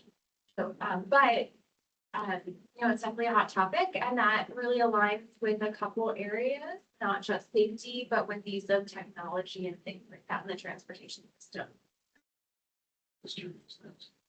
Dustin? Ed had his hand up first. Go ahead. Well, I was going to say, I'm leafing through the report itself, and I would just say there is a wealth of information in the report itself. And to some extent, I think the presentation suffered from kind of an oversimplification of what's in the report. And having said that, I think that basically the report is a really good first step for the MPO. I think the smiley faces and stuff was maybe an attempt to sort of simplify that, but actually there's a wealth of detailed information in the report itself about each one of these treatments. Jamie, did you have your, Dustin? So I kind of want to piggyback on what William was asking here, and I don't know if it's more for you, but more for the TPO or for the staff is, what is the priority or emphasis that's going to be applied to this report? Because I have a fear that if we go ahead and approve it, then what's going to happen is, our officials are gonna look at this and be like, oh, we'll get the biggest bang for our buck by going, let's say the lowest cost. So they'll treat every safety situation by applying the lowest cost measure of it. Which we know that that can't be because every situation is different and you have to look at what is the true issue at that. So for example, like where I live at, we know they implemented a turn signal there, a stoplight, because I mean, you can't fix stupidity, but people are dumb. Okay, and so you have one area coming out and making left-hand turns. You know, another area trying to make left-hand turns onto a high traffic area. So they put in a stoplight thinking, okay, that's gonna reduce the accidents. Yet we still had crashes from people making left-hand turns because whoever designed the road said, okay, on this side of the street, we're gonna have a designated left-hand turn lane. On this other side of the street, no, we're not gonna have a designated left-hand turn lane. We're gonna have left-hand turn lane and a straight lane combined together, but we'll have a dedicated right-hand turn lane. So you have people on the other side of the street thinking, oh, those guys are gonna be turning left and not thinking that somebody's driving straight. So I will say that, like, for me personally, one of the takeaways I heard in this is that one size doesn't fit all. And the example of 15th Street, I think, shows that. That said, if you have concerns that the TPO board might not hear that, you're definitely welcome when you make your recommendation to emphasize something or to highlight something that has to be called out in the chair's report, which it would be certainly if that's part of the motion, like if it's to accept it with emphasis on this. Something like that is certainly the purview of the CEC. Can I add something, Chair, to that? Sure. Just that, wanted to point out that the higher cost projects did all have positive safety benefits or lower cost projects. I think Sarah's exactly right. It's not one size fits all, and you could take away from this information that higher cost projects are more reliable in safety. But there are projects where low cost solution just, but it's very pieces. Well, the issue I look at is, you know, that people don't want to really spend money on certain things that they don't really have to. And if they have to spend it, they're gonna go at the cheapest price. So that's my fear is that technically in this area, we actually need a higher cost project. But they're gonna apply a low cost measure saying, oh, look, it had safety effects. So that's all I have, Chair. Thank you. I know there are a couple of others in the room, but before I do that, I was just advised we have a hand raised online. Chris Vella, you recognize? Yes, thank you. Sorry, I wasn't ready. So I have a couple questions about the cost benefit. So are the cost benefits like weighted against the time? Like there's a section in the presentation that talks about, I guess some roads would be a little more delayed. Excuse me. But then there's some positives of having like safety devices on roads to reduce like injuries and then of course there's the cost benefit to the neighborhood. So when you were doing your cost analysis, were you just breaking it into sections or were you actually kind of doing an average where you're weighting the bad things and the good things together? And then my other question about the cost benefits is, did any of these benefits paid off the actual project? Can you repeat that last question again? Yeah, so did any of the cost benefits actually paid off any of the projects themselves? So like if we were to place a roundabout in a nice, established neighborhood, was there any calculated value that actually exceeded the cost of building that roundabout or that safety device? So for the first question, did we average the good with the bad? For the safety benefit cost ratio, we're just looking at the safety data compared to the cost data, so isolating that measure. And then with the overall, we are, as you said, kind of averaging the good with the bad. So this is combining all four benefits that we looked at. And then if the bar is green, that means that the benefits outweigh the costs. And Jen, that was over time, correct? Yes, and so we're looking at 20 years worth, or no, we're looking at 3 years of benefits after. Okay. Okay, anything- and then just, did this pay off the project? Like, did any of these cost benefits actually paid off the project at all? The money did not go back to the agency, if that's what you're asking. So these would be theoretical monetary benefits to society. Okay, got it. Thank you. Yeah. All right. Jamie, no, sorry, taking a pass. Dana?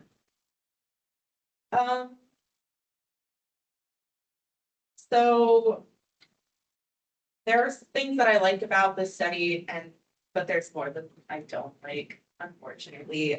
Like, I like, as someone who's looking to understand what the positive benefits of certain investments are or types of treatments, it's nice to be able to say that when we invest in safety projects, point blank, we get higher transit ridership.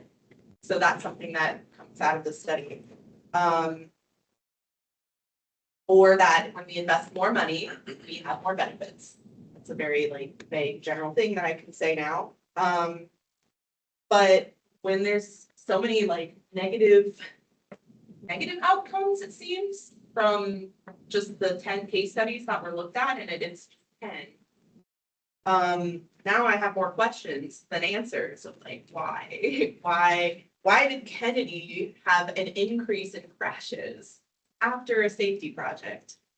I wanted to ask, and a South base, yeah, what, like, I heard you say, so like, there's some overall things here about like higher cost projects have more positive outcomes, some of the lower cost is context specific, but what would you say, like, when you were designing the study, what were you, I don't have a bit of a problem with the idea of it being monetary based, like, you know, we're looking at how much money we put in and get back out, but I know that's what elected officials are interested in. But when you were looking at this study, what were your objectives and goals? So it's really this very first slide was the question we were trying to answer. So there's an amount of money the TPO gets every year. And what is the best use of that money? Is it putting a little bit of money in a lot of different places? Or is it investing more heavily in places? And what is most likely to get the most benefit? And what is the answer to that question? And do you feel like this study accomplished that goal of understanding that? The answer is not black and white, as you're alluding to. It would have been lovely if, you know, we could have this one clear, aha, you should put all your money here. But unfortunately, with, you know, a relatively limited sample size, can't get to that quite conclusion. But I think those trends at the end help us understand how to approach the problem better. So. Right, so really focusing on what the crash issue is at hand, and are there specific treatments tailored to that crash type? And let's invest in those, and maybe they're not quite so expensive. You have a left turn crash at an intersection, maybe it's a left turn lane and then particular left turn phase that you need. But if you have more generalized safety challenges along the corridor, or lots of different crash types, all different severities, you need the more expensive treatment to be able to fully account for all of that and solve all the issues. So yeah, I wish there was kind of this one succinct answer to the question, but I think the answer is that, yeah, it's context sensitive. Chris? Hi, Chris and Dawson. I don't know if I missed it, but why was there a project selected in Sarasota and then one in St. Pete? So it was to get a mix of treatments and then within the date range that we were looking at. So there are roundabout projects in Hillsborough County, but they weren't in the specific date range that we needed. So then we looked to Ukraine, Sarasota County. Okay. Yeah. Okay, anything else in the room? Anything else online? Anything else online? I see nothing else online. Just passing here. It was a $2 million study. This? Yeah. No. How much was it? Yeah. How much was it? $100,000. Oh, okay. I don't know where I got 2 million. I thought somebody said that earlier. Okay.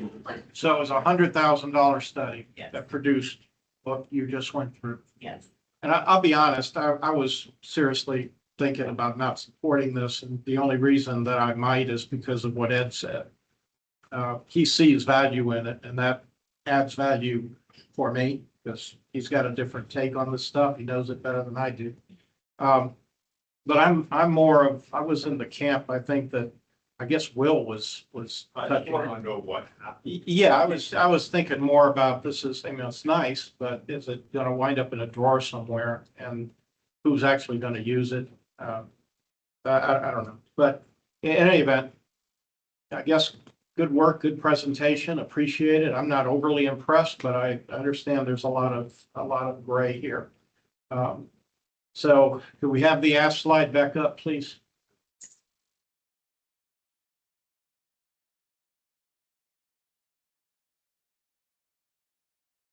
Okay, the ask slide, the recommended action, accept the safety treatment effectiveness evaluation report. Typically, it's to recommend that the TPO board, it's not on slide, but the TPO board, recommend that the TPO board accept the report. Okay. Is there an enabling motion? I'll move that, but I want to say, I'm doing that based on the report and not on the presentation. I understand. A real difference in level of detail. Okay, so Ed makes the motion on the enabling action. Dustin, did I see your hand up as a second?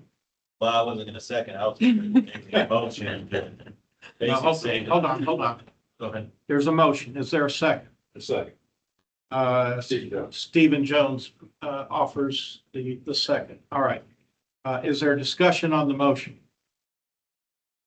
Somebody has an amendment to offer, this would be the time to do it. The chair recognizes Dustin. Thank you, Chair. I would like to address this as accepting it, but with the stipulation or understanding that each case is different. And so I need this in the form of a motion. it's gonna be difficult. I can come back to you. You might want to write it down. There may be some other discussion. But this is an amendment to the motion that you're seeking to make right now. So to give that a moment's thought, is there any more discussion? Dana, this is on the motion now. On the motion, I feel like the study narrows some things down.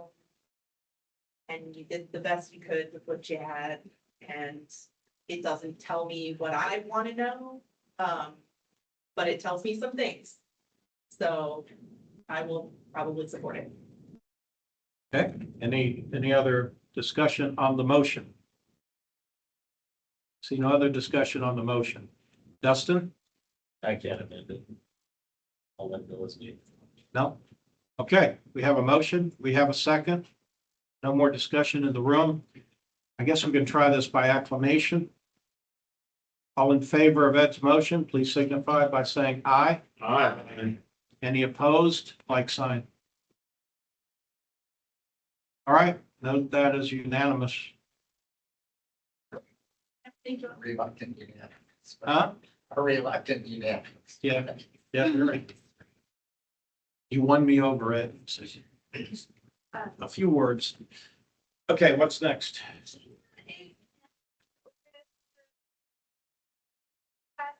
I do want to point out that I know ran a little over. You have one status report of substance after Gina's, so just to give you a heads up. One time. Hey, Gina. Whereas- You're retiring soon. Right, and that's why I'm gonna be really candid, and I'm gonna get on my soapbox, and I don't know if you're gonna love everything I have to say, but I have 26 days left here, so what are they gonna do? Back up. We're planners, by the way, we don't implement anything, but we really have some great work that we put forward with good data analysis, and we really try to get those people who build things in our community, like the county and the DOT and the cities, look at our plans and move us forward, and we have a little bit of the purse string that we control. We try to get those to steer towards some of the great work that we've done. But as I learned every election, it's surrounded by people who do not feel the same way I do. And that is the case when it comes to safety. treatments and safety decisions being made. Someone might say safety is our number one concern, but their idea of what that is completely different or could be somewhat different than what we think and what I think. We wouldn't even need to conduct these studies or talk about the safety treatment, the safety performance targets that kind of got us all sort of up every January for Congress. Or Congress to get, in front of us to say, okay, we're, 183 people are going to die this year. We don't want to have to come forward with that, but we don't have the kind of commitment backed by the funding that would be needed to actually see some really great changes. We would, had we had that, we would be designing our roadways to be self-enforcing, or at least a high injury network, but most of the people are, dying, where we would have roads that would be almost impossible for a driver to go beyond what that speed limit is intended to be. And not every road should be 25 miles an hour, but if they were designed properly, and speed is the issue. That's where the death, the deaths, there might be crashes, but we really want to eliminate the fatal and serious crashes. I've been here over 30 years. I was called the bike girl forever because I was the bicycle pedestrian planner for that first chunk of my years here. I was disliked greatly by the public works directors, the city and the county, and the DOT secretaries. It definitely wasn't always embraced because I was demanding or asking for them to include these important facilities in the roads that they were redesigning. And then when Vision Zero came around, I really fell in love with what I knew that I had to keep doing what I was doing, because now it's not 200 people dying every year. It's this mom that I met and the child that she lost. And anyway, I started learning more about the people, and it really made me passionate about making sure I could do what I could do. But I have to tell you, there's a long way to go. And sometimes I almost feel responsible for the fact that that there's so many crashes still. We still aren't really progressing through, design and education and law enforcement, whatever it might be. It's not where it should be. But I also sleep at night because I don't know how many people's lives I may have saved. So I really agree with you guys. Actually, not just me, your TPO staff agreed with the things that you were talking about, especially when it came to that, the safety target thing.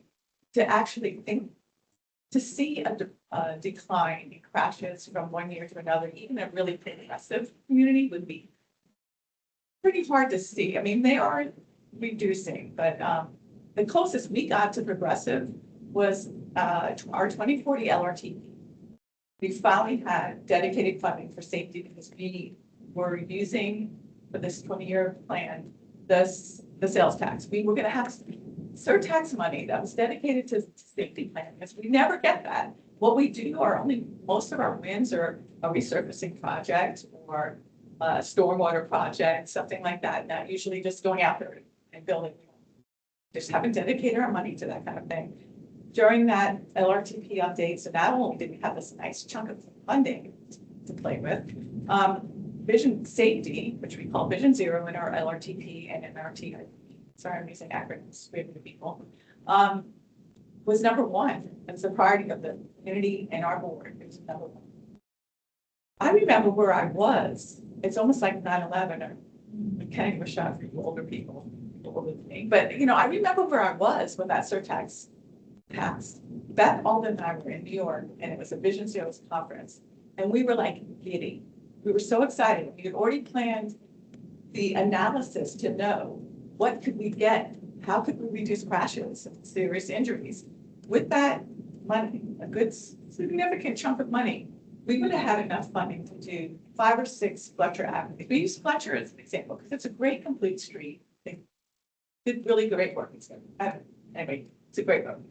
And even so, doing those 5 or 6 with that big chunk of money, we would have seen after 20 years about a 35% reduction in serious and fatal crashes. Now, that's great. It's not 80%. This is with money that a number one priority. Okay, so just keep that in mind as we kind of get upset about what we're seeing here. So now we know we didn't get that funding, and our current long-range transportation plan uses funding that is what we've had existing. There's no new funding sources that we've applied. Question. And Vision Zero is no longer, safety is no longer number one, it's number three. And it's how our community voted. Again, back to that, I'm around people who don't feel the same way I do. These are folks, they don't necessarily want to slow down. They want to get to where they're going as fast as they can. They don't, it's just a different, they're just different than maybe how I would behave. So, here we are with very little funding, and that's why we did this study. You guys, this committee asked, I think, how we compare to our peers. There was one of the questions you guys had brought up, and actually our agency has led the way in a lot of study. We've award-winning, our speed management action plan was really award-winning, and our data analysis, and we've just done some really, really good work. But to see drastic changes, we need a champion, whether it's an elected person or someone's hired. The reason I say that is because, well, we have had some, by the way, locally. Commissioner Beckner and Commissioner Kemp at budget hearings had stopped and designated a good chunk of money to safety. They weren't happy. They tried and they did, and there was some great work that's been done. We've had city council members and mayors doing some really supporting Vision Zero and some other work. We've seen roundabouts being built in our county, protected bike lanes, the Riverwalk, four-way stops. There's stuff happening that's really positive and makes me feel great. But it's not leading to a really drastic change. Like Hoboken, for Pete's sakes, has, gone down to zero. I mean, how are they doing this? But we have 8,000 lane miles of road in Hillsborough County, nearly 2 million people. We were developing, spreading out, sprawling, urban sprawl, and we're left with these humongous, fast, uncomfortable roadways that got us out there, and they all need retrofitting, so we've got this backlog of roads. Then in the Florida, I don't mean so depressing, but I'll change it around in a second. But in the Florida legislature, it's really hard to do a lane repurposing that came through. We almost lost the ability to have these rapid flashing beacons. The speed red light running cameras are challenged every year, almost, every session. I mean, so this is not the synergy we need to see the kind of change that we all hope to see. And I know this sounds depressing, and I do get it. I mean, the sunset of my career, I'm going to wrap this up. I said soapbox, I warned you, but the sunset of my career here, and I'm watching the murals that I was elbow to elbow with the community painting that effectively slow drivers down in front of the parks where they are, were all painted over or covered over. If this was last year, like I was telling you, I'd be fine, it's really disconcerting, but we're not going to stop trying, and we're still going to keep doing studies. And so I wanted to leave you with a couple of things that maybe will help even my own staff, my colleagues, because sometimes we get up in front of you and feel like we're being attacked.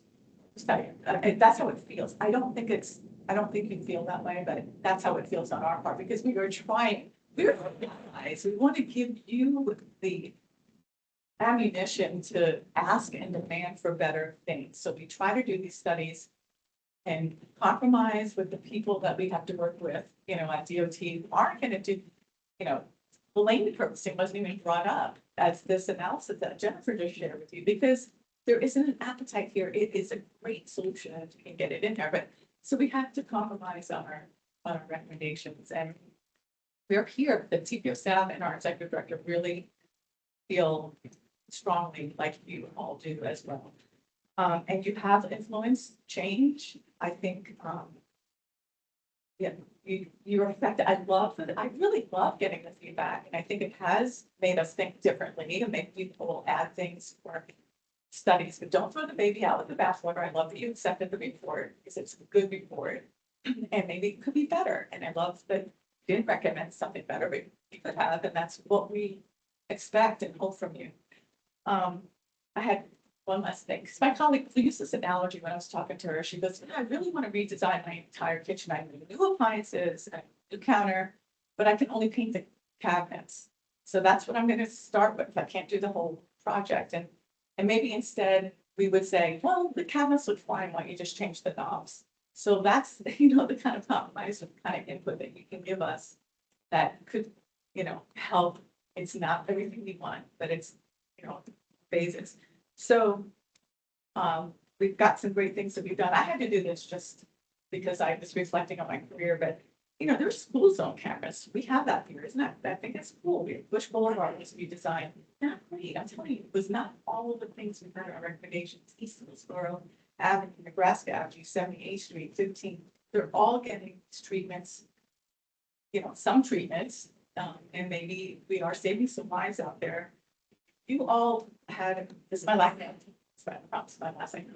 You mentioned return on investment. I thought that was such a great suggestion. It was maybe even a recommendation you guys made, so can clarify it for me if you will, but I think if we report more on on the projects being implemented and the results that we're getting on the safety impacts, I think that's a really great idea. We should be hearing those things and talking about them more so that that the work, when you recommend the list of preferred projects and you see a few things on there that you have supported, you're going to see that those things are going to get built. And these are things we should be talking more about, like those wins and implementation of some of these projects. Are you mad? Did I get anger at anyone with that? No. We will, well, speak for myself. I will miss you. Yes. You have been an absolute breath of fresh air in your roles, and you've served here as a liaison for us for a period of time when Johnny was elevated, and I enjoyed working with you in that context too. You're a fighter, and I know you're a visionary.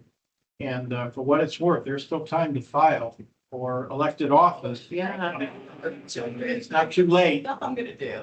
I didn't already join this committee as well. Oh, because you can another. Well, there you go. Yeah. You should have the year here. There you go. You might wind up right over here and wind up in this chair at some point soon. But no, I appreciate your thoughts, I really do. And I've enjoyed working with you, and we're gonna have to have a beer. You're still gonna be around next month, yes? How many days you said? Oh, so you won't be here anymore when we meet again. Our last stage meeting, working for the TPO. All right. I'm gonna send you an invite to, well, anyone can come. Then retirement party? I wanted to finish up here if you got any questions, but on the 27th of March, at Southern Brewing, 5 to 7, so if you need to read, if you want to really have that beer with me. Absolutely. Anyone have any comments or questions for Gina? I just want to thank you as a new member. Like, you've been phenomenal. The clearness and how you explain things and the patience is really needed, because half the time when you first start, you don't know what the acronyms are. And sometimes I own a medical practice now, but having come from corporate America before, investment banking, people they don't give the patience and time. And you never are condescending. You're never rude. You're always thorough. And you always try to help and answer us. And it's really appreciated, especially when you don't know what you're going to do. And your staff as well, of course. But yes, it's fun. So thank you for those words. Thank you, Gina. Sorry,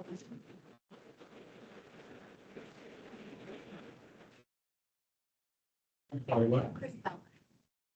Chris Bella, you had something to say? Sorry, we just, I just told me.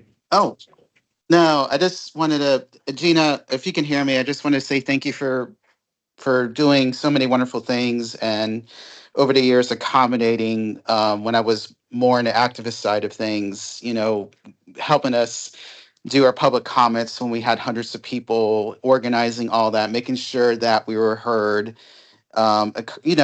just going above and beyond. So I appreciate that. And then another thing is, thank you so much for what you did for Nebraska Avenue. I think that is one of the biggest game-changing projects that I've ever seen the city's done. Still to this day, having it 2 lanes is just phenomenal, and it makes it so much easier to cross and bike on that road and just do whatever. So thanks again for everything you've done.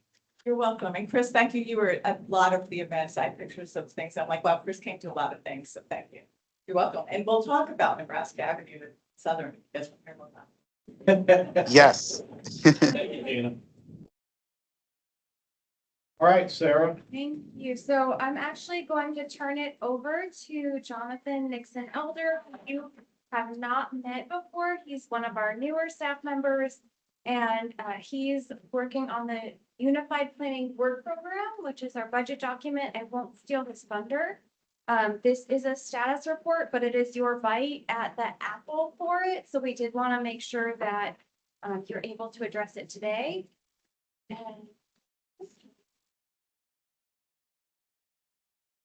Good evening, my name is Jonathan Nixon Elders, TPO staff. The purpose of this 8-slide presentation is to give you an opportunity to comment on the draft Unified Planning Work Program, or UPWP, which contains our 2-year TPO budget. It also included a timeline for completion. The full draft of this document is posted on our website, and a link is provided in your agenda item. The UPWP is a requirement for all TPOs. So what is the UPWP? It is a 2-year budget.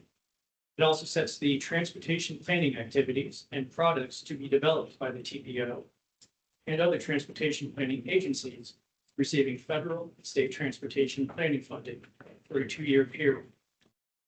The Unified Planning Work Program differs from the Transportation Improvement Program, or TIP, and List of Priority Projects, LOPP, and that the UPWP focuses on transportation planning over a 2-year period, as the TIP identifies specific projects over the 5-year period. And the LOPP prioritizes projects for inclusion in the TIP. The UPWP becomes effective July 1st, 2026, and is valid through June 30th, 2028. What comprises the UPWP? The task numbers in the UPWP outline the work that will be completed. The use of task is a requirement for the UPWP. Task 1 entails much of our administrative effort and UPWP development. Task 2 contains all corridor and congestion studies.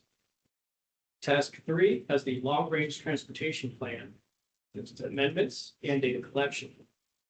Our 4th task, the transportation improvement plan, contains the TIP development and amendments along with the state TIP coordination. Our 5th task is all about outreach efforts, committees, and our board. Task 6 is all our local and state coordination with our agency partners. And that includes things like the Suncoast Transportation Alliance and the Tampa Bay Transportation Management Area, or TMA. Task 7 will help us track efforts that we spend exploring a regional MPO. Task 8 is also regional in nature, but that tracks the transfer of funds between MPOs. Here we have our current budget. This does not include funds that will be deobligated this fiscal year or discretionary funds such as the PPPP grant. Now, what do we mean by deobligated funds? Typically, funding from one UPWP cycle does not exactly end the fiscal year at a zero balance. Funding that is left at the end of a UPWP cycle may come back to the TPO after approximately 1 year, or anticipated funding that will not be spent through June 30th may be deobligated so that it is available within it. This is a routine process, and more will be presented on this at the April TPO board meeting. We have $2,472,186 in consolidated planning grant funds for FY 27 and 28. We have $600,000 in FY 27 and FY 28 for certain transportation funds, and an estimated $56,614 in funding for FY 27 and 28 from the Commission for the Transportation Disadvantaged. Here we have some of the projects slated for FY 27-28. Critical path projects are essential transportation planning activities that can be federally or state mandated. They range from annual items such as the State of the System Report, Transportation Disadvantaged Service Plan, and the Transportation Improvement Plan adoption. Included are ongoing projects like the monitoring and amending of the 2050 plan as necessary. We will also start developing the 2055 Long-Range Transportation Plan and the FY 27-28 UPWP cycle. This slide is not a checklist, nor is it an exhaustive list, but some projects we are exploring based on funding and our partner interest and feedback they submitted in response to our request for proposals this past November. One example is the Plant City Walk Bike Plant update that we received in our call for projects. Here are our schedule and milestones. Preliminary draft of the UPWP will be submitted again to FDOT, FHWA, and FTA for review. We are now sharing this draft with you. And this draft can be found on our website and is included in your agenda item. A summary of the comments received will be documented in the appendices of the UPWP. In May, the board will approve the final version of the UPWP. It will be submitted to FDOT by May 15th. Following that submittal, a final review is conducted and the UPWP becomes effective July 1st, 2026. Thank you for your attention. I'd like to open up. Are there any questions or comments? Before we go down that road, on timing here, we, not our meeting timing, but timing of this UW. Will this come back to us as an action item in the next month or two? You will not be getting this as an action item. This is your opportunity to provide feedback, and part of that is due to the timing of when the draft is updated. It's a very narrow window of when we get the federal comments that we have to adjust and when it goes to the board. So we get comments back by April 15th. So most of the time, the comments we get back that we have to address, we get on April 15th. And we are required to take it to the TPO board in May. And because of when your agenda packets go out, that's a very, very narrow window for us to make all of those changes, make your agenda packet and do it. And last UPWP cycle was similar, where we presented it to you in March for feedback. So we can account for your thoughts, comments, questions, and then in May, it does go to the TPO board. Speaking for myself, since this was presented in the status report, I have to admit, I didn't get into it the way I would have if it was an action item. So I'm a little troubled by what you just said, because maybe other people here in the room studied the status report item more so than I did. So I'll shut up and see who has what to say. Dana, go ahead. So I'm always trying to better understand all of these plans. And the UPWP is always the one that I struggle to remember what it is. It seems like it is specifically the TPO organization's budget. Okay. That's good. And that includes different studies of things that people submitted, different projects that we would like to see studied, TPO studied. Like the plant city. Yes, yes and no. Yes, it is the TPO's budget. Sorry, Jonathan, I'm stuck with this. But it is not a line item budget with detail. So for example, the Plant City project, it doesn't say in task 2, we're gonna do this exact project at this exact cost. But rather it says in task 2, these are the activities we're going to do. And then as we have the funding available, we've received requests for projects, whether it's from committees or staff or members, then we program them using those funds available, knowing it has to fall in line with the activities of that task. So the line items are more about activities, like plan. There's no, so there are the tasks that were included in the presentation, and for each task, there is in the document that's in your packet, a table. And that table has how much money we anticipate spending on personnel, that's our staff time, how much money we anticipate spending on consultant supported effort, how much we anticipate will be indirect. So we get an indirect rate that comes back to help support our activities, like support computers and internet and all those other things that we do. And then there might be some direct expenses that are listed there as well, or travel, which we have very limited travel, but if our staff is going to a conference, for example, that's listed out by task as well. Left side of the room. Right side of the room. Will Atkins. So, Sarah, what you're saying is if this is our chance to take a bite of the apple, what you're saying is that if there's anything that we want studied in the next 2 years, we need to say it now to try to get it into this You're certainly welcome to share that whenever you'd like. We did a call for projects before you joined the committee that was open from mid-November through December, where we got some ideas. This is definitely a great idea. If you have a planning study, this is a great time to tell us what kind of study you'd like to see, and we'll do our best to see if we can accommodate that. Sometimes things change, you know, something you thought was a great idea now, maybe a year from now isn't, so we have some flexibility, but this is definitely the opportune time to provide that feedback. If you can't think of it at this exact moment, you can email myself or Jonathan, don't include other committee members, but include the two of us, and we'll note that, and we'll share that with our team. Ed? Yeah, I would just say, I would encourage you to include more specific projects, because as I look through it, it's, you know, conduct and support, or support this and support that. And it just seems like starting from now and 2 years ahead, you ought to have a lineup of a half a dozen different projects, you know, like corridor studies or something that you already have on mind.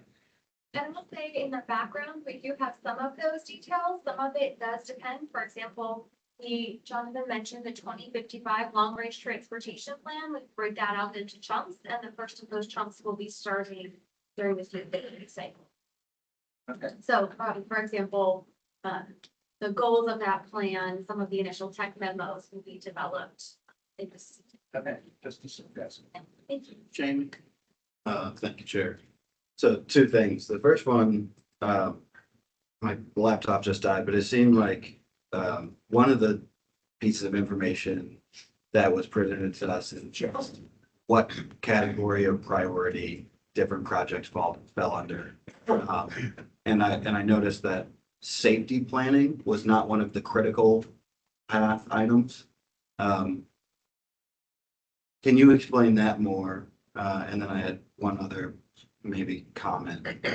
I'll say that first and then we'll go back. But so I would love to see a transit study that bounds Columbus, Kennedy, 21st and West Shore as a loop around the urban core of Tampa. I know I've pitched it a few times.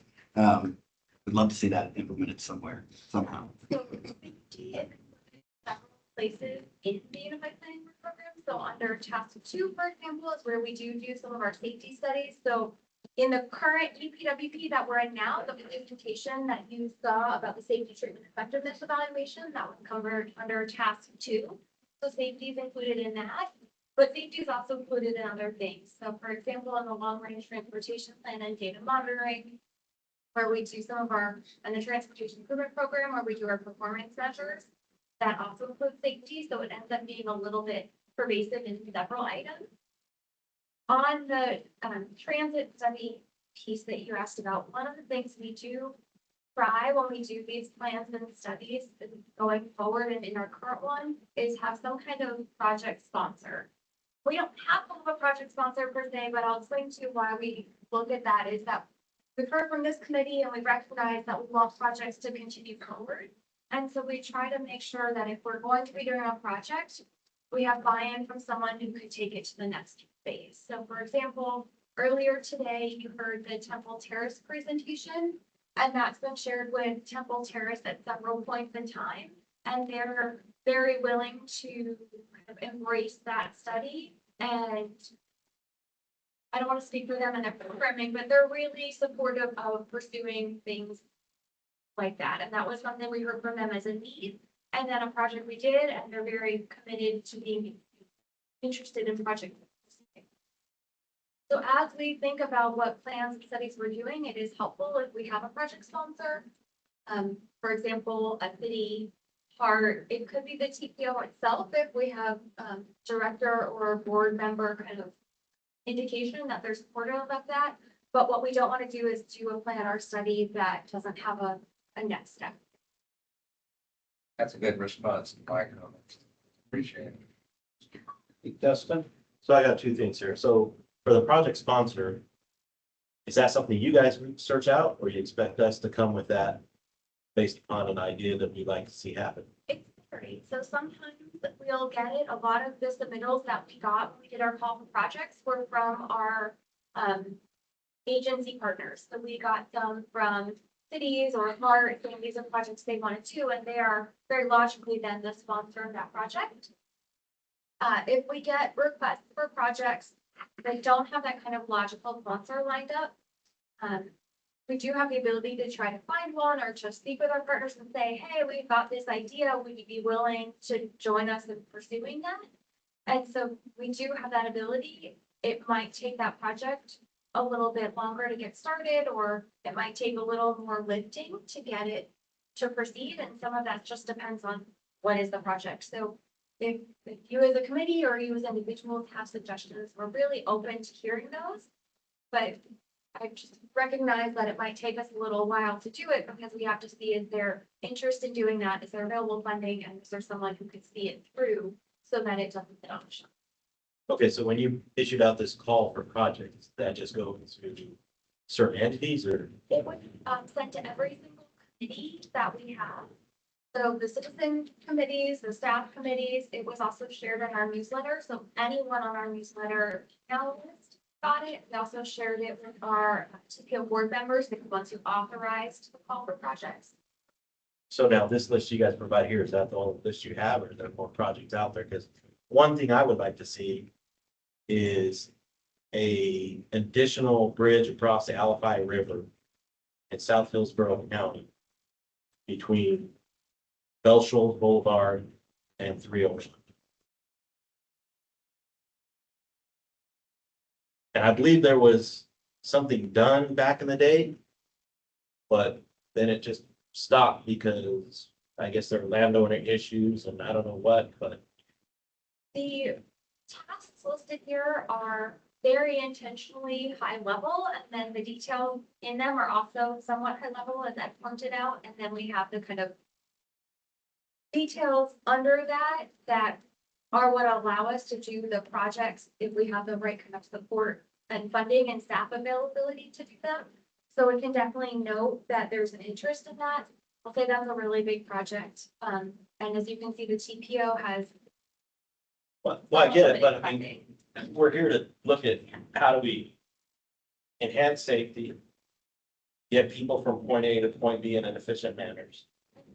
And from a South Hillsborough County perspective, we know traffic is just atrocious. It's getting worse as every day goes on because Manatee County keeps expanding exponentially in the northern part of the county. And they're expanding within Hillsborough County also. And we only have 3 routes to get across the Alafai River. And if one of those routes gets shut down, now all of a sudden you have traffic being backed up.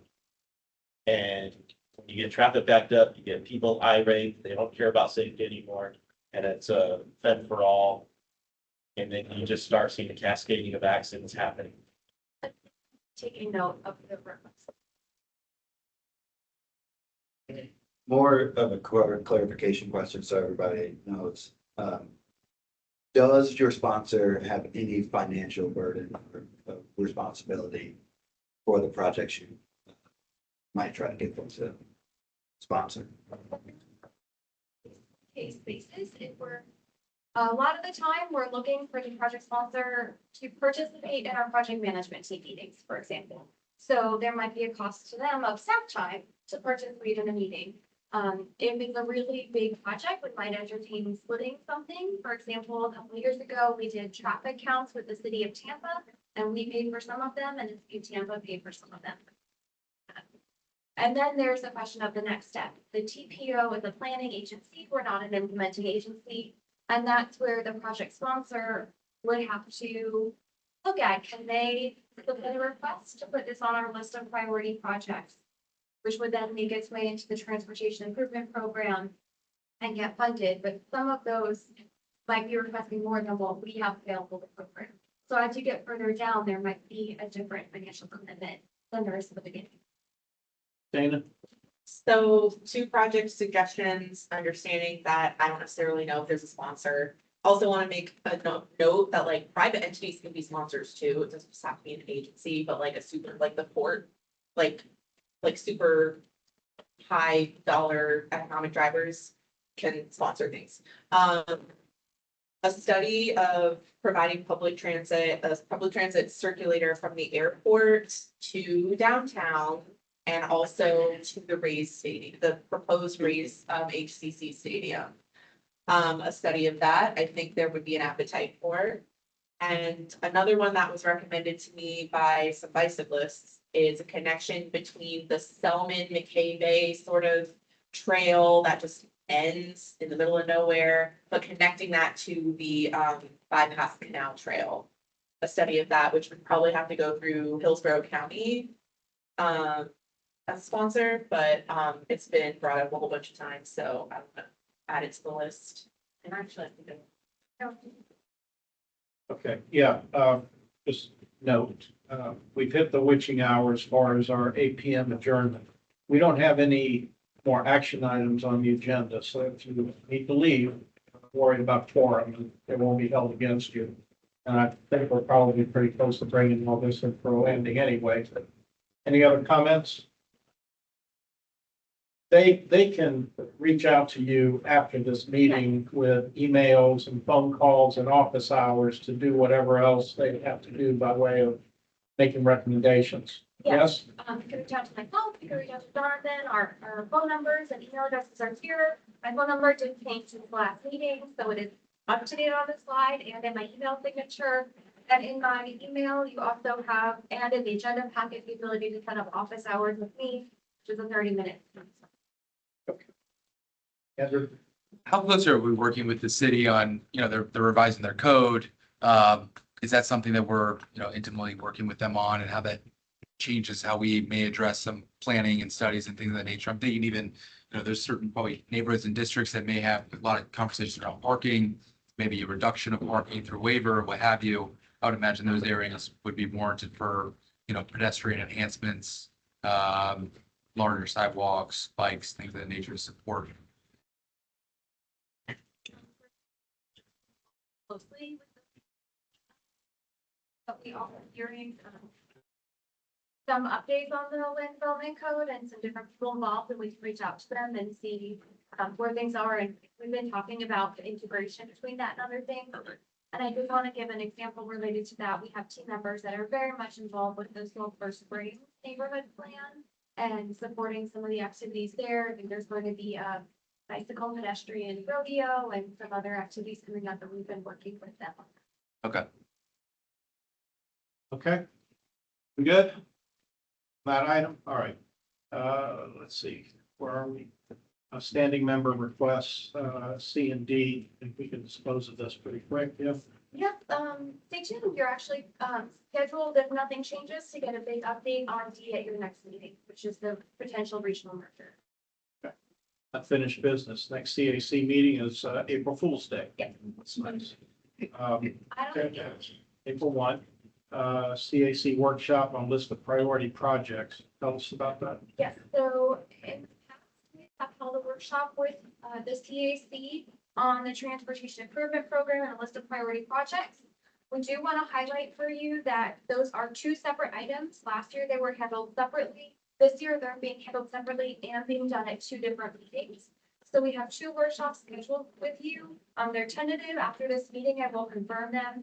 One is focused entirely on that list of priority projects that we get from the local governments and other agency partners. That's the ones requesting inclusion in the future on the transportation improvement program. So tentatively April 15th at 6 PM in this room, but it is hybrid, and that is not an action item. It's a workshop, so you don't have to be here in person if you don't want to be. If you want to attend virtually, there's completely participation that way because we're not taking action. And then similarly, there would be a workshop on the transportation improvement program the next month, May 20th, is when we're looking at that one. Okay. And that then takes us to CAC member interest form. Anything you need to say there? Not on that, just continue to reach out. I know you have a long list of items. We are tracking all of them. As you can see, we have a lot of items on your agenda. We do have really busy agendas through June. Hopefully after that, we'll have more time to address your items. And on that note, in your agenda E, the transit development plan major update, Other committees are getting that this month. The Heart is doing active outreach now on their transit management plan, but we did not have time on your agenda tonight to do that, so you can look at that item for the presentations that the other committees received and for how you can participate. Anybody online have anything to say? Any hands up? Okay, nothing else in the room for the good of the order? If I may, please. Monday, I attended a very good West Tampa Heights Civic Association and McFarland Park Neighborhood Association, where the number one question was traffic around the proposed new stadium. I then went to a meeting at HC where the number one question was traffic around the proposed stadium. We have a mayor that wants this. We have a county commissioner that is very hopeful of this. And we have one city council member that says it's a done deal. As a commission, I hope there's some way that we can ask the TPO to start a study or start looking at this now, because if we wait till it's done, it's going to be too late. Even if something as simple as, Mr. Chair, in your report next week saying something, we would like for you to start some sort of study on any type of transportation needs done around the neighborhoods as well as the stadium. Thank you, Mr. Chair. You good? You're welcome. I'm ready to drop the gavel on this. You all good to go home? All right, thank you all for your.